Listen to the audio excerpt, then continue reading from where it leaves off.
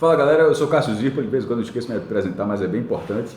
Estou aqui nesse canal para fazer mais um vídeo sobre futebol, dessa vez sobre essa movimentação, essa movimentação sobre a criação de uma Liga Nacional. No dia 2 de março, saiu na coluna de Lauro Jardim, no jornal O Globo, de que 8 clubes estariam se articulando para criar uma Liga Nacional independente da CBF. Seriam eles Atlético Mineiro, Botafogo, Ceará, Corinthians, Fortaleza, Red Bull Bragantino e Sport. Somou 7, né? Pois é, faltou um oitavo clube que não foi divulgado nesse momento. E segundo a nota, 3 clubes estariam contrários à ideia. Flamengo, Palmeiras e Vasco. Ou seja, considerando Flamengo e Palmeiras, são os dois mais ricos do país e os últimos campeões brasileiros. O Palmeiras em 2018 e o Flamengo em 2019. A partir disso, tentei apurar um pouco essa história, achei interessante o tema, mas também fiz uma abordagem sobre o histórico disso aí, do quão isso vai para frente. Primeiro é preciso dizer que hoje o Campeonato Brasileiro ele é todo organizado pela CBF. Tanto é que o Conselho Arbitral foi lá, né? Nessa semana aqui dessa gravação desse vídeo, os 20 representantes dos clubes se reuniram para definir o Campeonato Brasileiro da Primeira Divisão, com a presença do presidente da CBF, Rogério Caboclo, com o diretor de competições da CBF, enfim. É o campeonato da CBF e ela organiza. E é assim há bastante tempo. Na Europa, isso já é diferente em alguns cenários. Por exemplo, na Premier League, na Inglaterra, a Premier League, que é a liga dos ingleses, dos clubes ingleses, eles organizam a competição. Ocorre o mesmo com a Alemanha pela Bundesliga. Não é uma regra de a liga organizar o campeonato, mas isso acontece. Ou seja, alguns ficam restritos à captação de receitas, outras à organização, outras fazem tudo. Enfim, e isso é importante saber em que momento essa Liga Nacional vai entrar nisso aí. Se ela vai gerir o campeonato, se ela vai só captar receitas, porque a gente já teve exemplos disso. Por exemplo, captar receitas é da televisão, que é o maior mote de um campeonato nacional. O Clube dos 13, aí esse que eu estou falando aqui já está no blog, eu vou dar uma abordagem um pouco maior, mas no Clube dos 13, quando foi criado em 87, ele foi criado, não vou falar do Campeonato Brasileiro de 87 de uma forma geral, ainda vou fazer um vídeo sobre isso, mas de forma minimamente resumida, o Campeonato Brasileiro, a CBF estava numa crise danada e o Clube dos 13 acabou tomando a frente para tentar organizar aquele campeonato, mas alguns clubes que ficaram de fora e tinham o direito de participar da competição, reclamaram disso, não teve um entendimento e a CBF acabou fazendo um campeonato com os 32 clubes que tinham direito adquirido para participar da competição. Só que o do Clube dos 13 naquele momento eram só 16, os 13 fundadores mais 3 convidados. Depois daquele imbróglio todo sobre 87, o Clube dos 13 continuou negociando as cotas de televisão. Foi assim até 2011, quando ele foi implodido. Mas ele negociava em bloco. Inclusive, durante muitos anos, teve a caixa do Clube dos 13. Por exemplo, o Grupo A tinha Flamengo, Vasco, 2 do Rio, Palmeiras, Corinthians e São Paulo. Esses 3 de São Paulo. Esses 5 clubes eram o primeiro, curiosamente, os 5 clubes de maior torcida. E esses 5 clubes ficavam nesse Grupo A, ou seja, eles recebiam a maior cota. E cotas idênticas. Aí no segundo escalão vinha o Santos, no modelo separado. No terceiro vinha Grêmio, Inter, Cruzeiro, Fluminense, Botafogo. Aí depois tinha um escalão separado com Bahia, porque o Bahia foi membro fundador do Clube dos 13. Aí depois vinham os outros clubes que entraram depois, como Sport, Atlético Paranaense, Coritiba. E isso sem maiores distinções. Isso foi durante muito tempo. Era uma negociação em bloco. Mas, exceção feita à Copa União, que foi o módulo verde do Campeonato Brasileiro, nunca mais teve um movimento de competição até 2000, mas não porque o Clube dos 13 queria, e sim porque teve uma bronca gigantesca entre Gama e Botafogo sobre o rebaixamento do Campeonato Brasileiro de 99, e o Gama ganhou na justiça o direito de participar, porque o Botafogo recuperou os pontos e o Gama alegou que tinha sido uma forma irregular. Foi um caso de Sandro Hiroshi. E a justiça deu ganho de causa, e a CBF disse que não podia entrar na justiça comum, foi um rolo danado, excluíram o Gama ganhou de novo na justiça, e a CBF decidiram fazer o quê? Não ter Campeonato Brasileiro. Faria então a Copa João Avelange, porque aí, já que o Gama tem direito ao Campeonato Brasileiro, a bronca é que a Justiça entendeu óbvio, que a Copa João Avelange era o Campeonato Brasileiro e o Gama jogou a Copa João Avelange, que foi organizado pelo Clube dos 13, justamente para não ter essa ligação. Mas tirando isso, acabou não tendo, e a Copa João Avelange acabou tendo vários problemas, o campeonato com mais de 100 times. Outros modelos nesse tempo todo, foi a primeira liga, que foi de 2015 a 2018, e ela organizou 2 campeonatos ainda, em 16 e 17. 16 o campeão foi o Fluminense, 17 deu uma surpresa, foi o Londrina, mas acabou não tendo mais, porque não tinha calendário, eram 6, 7 datas espremidas, o campeonato começava em março, terminava lá no segundo semestre, porque a CBF não aceitou. Esse foi um movimento de liga, inclusive de organização de competição. e também teve a FBA, Futebol Brasil Associados, entre 2002 e 2009. Nesse caso, ela surgiu para ser paralela ao Clube dos 13, mas para fazer a mesma coisa do Clube dos 13, só que na Série B. E os 20 fundadores, incluindo Santa Cruz e Náutico, por exemplo, eles organizavam as cotas da Série B.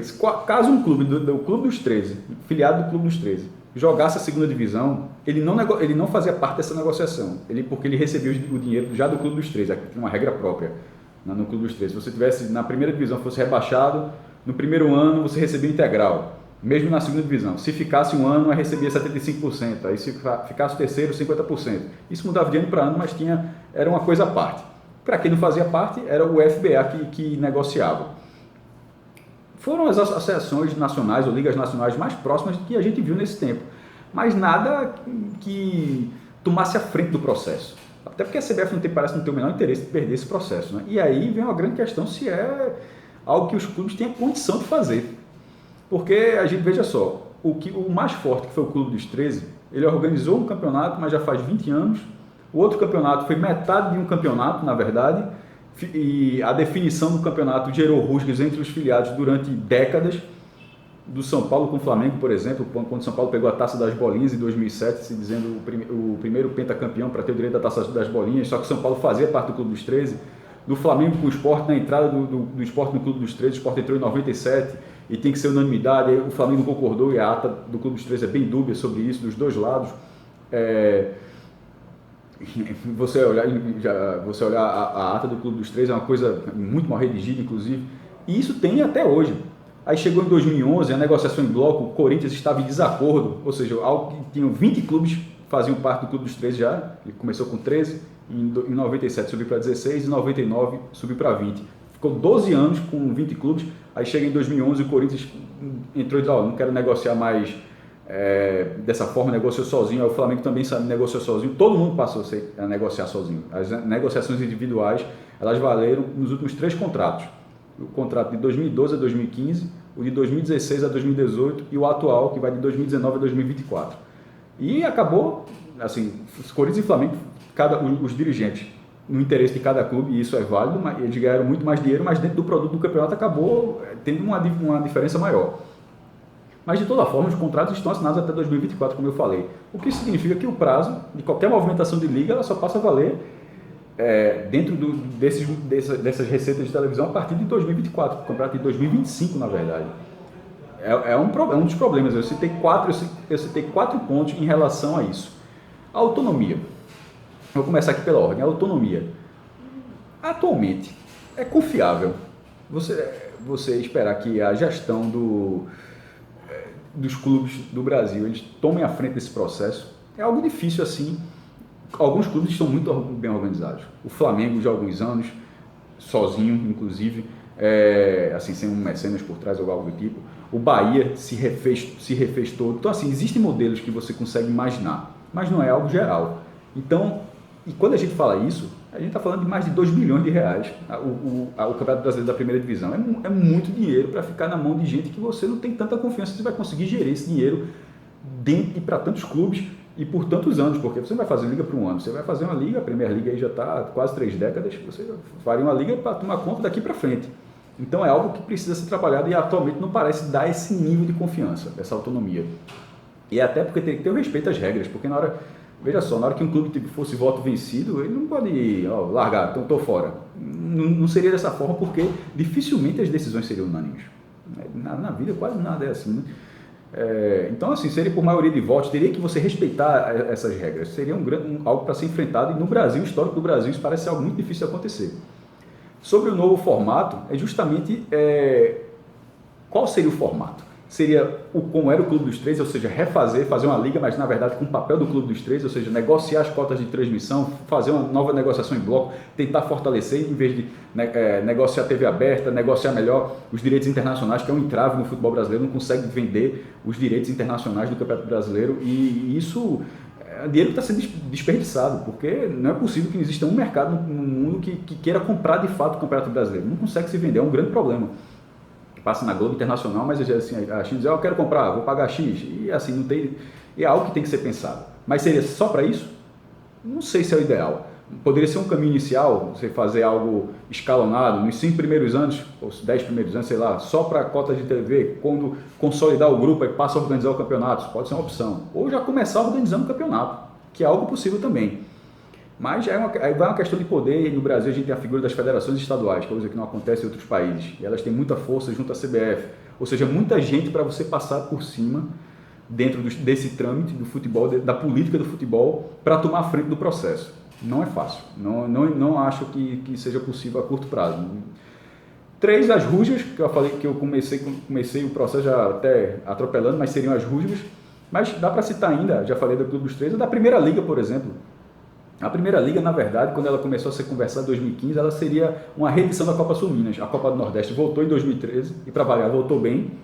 Foi assim no passado também. A Copa do Nordeste cresceu, lá em 2000, 2001 cresceu, aí os outros estados, as outras regiões quiseram fazer seus estaduais, fizeram seus regionais. Um deles foi a Copa Sul Minas, que teve de 2000 a 2002. Depois a CBF riscou tudo do mapa. Aí agora, em 2015, se tentou a Copa do Nordeste voltando para um acordo judicial, ou seja, ela não podia ser riscada mais do mapa durante 10 anos. Isso acaba em 2022, pelo menos judicialmente garantido. E os clubes de Minas Gerais e da região sul tentaram reeditar isso. Só que isso aconteceu enquanto Flamengo e Fluminense estavam em guerra com a FERJ, que é a Federação de Futebol do Estado do Rio de Janeiro. Então, esses clubes aderiram e acabou dando uma cara nacional. Você tinha os principais clubes de Minas, da região sul e do Rio de Janeiro, dos 4 principais eixos, só não estava o eixo de São Paulo, que não entrou. Até porque o Campeonato Paulista é muito forte, é verdade. É um campeonato que tem, em termos financeiros, poder de campeonato nacional da América do Sul. Seria um dos mais fortes, sem dúvida nenhuma, em termos financeiros. Mas eles não aderiram, nenhum clube paulista entrou. E a Primeira Liga acabou acabando sem que tivesse um grande paulista envolvido. Então, será que eles fariam parte novamente? Nesse primeiro momento, por exemplo, lá dos clubes citados, a gente teve o Bragantino, o Red Bull Bragantino, que na verdade não tem uma grande torcida, mas tem um grande investidor por trás, e o Corinthians. Mas veja só, quando saiu a nota de Lauro Jardim, no dia seguinte, o presidente do Corinthians entrou em contato para negar que estivesse articulando. Veja só, na hora que eu apurei essa história, eu escutei a seguinte coisa: isso é um jogo de xadrez. Então, negado o Corinthians, ele pode até de fato negado, o Corinthians não tem nada a ver, mas eu também confio no jornalista, quando ele, tantos clubes para citar, na hora que ele cita esse, ele teve informação sobre isso. Faz parte do jogo negar, em qualquer negociação, inclusive quando você está contratando jogador. Pode ser a verdade absoluta, até já tem uma fala oficial, o presidente negando, mas também não descarte como isso sendo algo da negociação, um jogo de xadrez, que foi da forma como eu articulei, ninguém falou abertamente, mas apurando foi isso que eu ouvi. E eu entendo dessa forma também. Isso teria que valer. Mas ter um clube paulista nesse momento já seria interessante. Uma coisa que me chamou a atenção foi que dos 4 times do Nordeste na primeira divisão, em 2020, Fortaleza, Ceará e Sport estariam presentes nessa articulação. Mas o Bahia não estava. E sendo o Bahia, curiosamente, o mais organizado desses clubes. Aí é o tipo de coisa para especular. Não estaria porque está em desacordo com o modelo inicial só de negociação, que é algo maior, ou prefere do jeito que está negociando individualmente, não está satisfeito com os clubes que iniciaram o processo. Não faço a menor ideia. Mas me chamou a atenção porque o Bahia é o clube mais poderoso da região nesse momento e foi justamente um clube não citado nisso aí. É algo, ou seja, precisaria ser contornado, ou seja, faz parte desse tópico. E o último seria o reinício, que, como eu já falei, seria para até depois de 2024. Ou seja, está no período de se negociar a criação de uma liga. Se que esses clubes querem fazer uma liga, se é que eles vão conseguir fazer uma liga de fato. Porque você não vai fazer em um ano, você vai ter 3, 4 anos. Nesse momento, se foi algo que começou agora, pensando em 2024, 2025, o tempo está correto. Eu não sei se isso vai para frente, eu acho difícil. Vamos fazer esse vídeo aqui para lá, não sei se estou ouvindo, sei lá, mas lá para 2024, 2025, se a gente tira a prova dos 9... Deixa aqui nos comentários. Em 2024, será que vai ter alguma Liga Nacional? Eu vou dar um chute. Acho que não. Até gostaria de estar errado, caso o modelo seja tipo o que a gente viu no futebol, nos principais países do futebol europeu, em termos de futebol. Só que como a gente tem um histórico no futebol brasileiro, mesmo com esse ajuste organizacional dos últimos anos, com a exigência maior de uma austeridade financeira, de uma gestão mais responsável, mas ainda assim, não sei não, mas... quem sabe? Seria interessante. E último ponto. E se tiver a liga, é melhor deixar desde o começo tudo certo. Para que o campeão seja o campeão. Não tenha qualquer discussão do tipo. Para que seja um campeonato, prio, não tem nada aqui. O campeonato é esse. Porque Esse é outro problema. Fazer o campeonato para depois dar uma grande besteira aí, não sei se a galera entraria não. Beleza? Para quem chegou até aqui, vídeo longo, mas esse assunto foi interessante. Beleza, galera? Se quiser deixar o like, vou começar a pedir isso aí. Mas pode acontecer a galera não deixar. Não, na verdade a galera pode deixar o dislike. Mas enfim. Para quem chegou até aqui e quem assistiu um pouquinho do vídeo, bronca nenhuma. Valeu, galera. A gente se vê aí em outros vídeos no canal.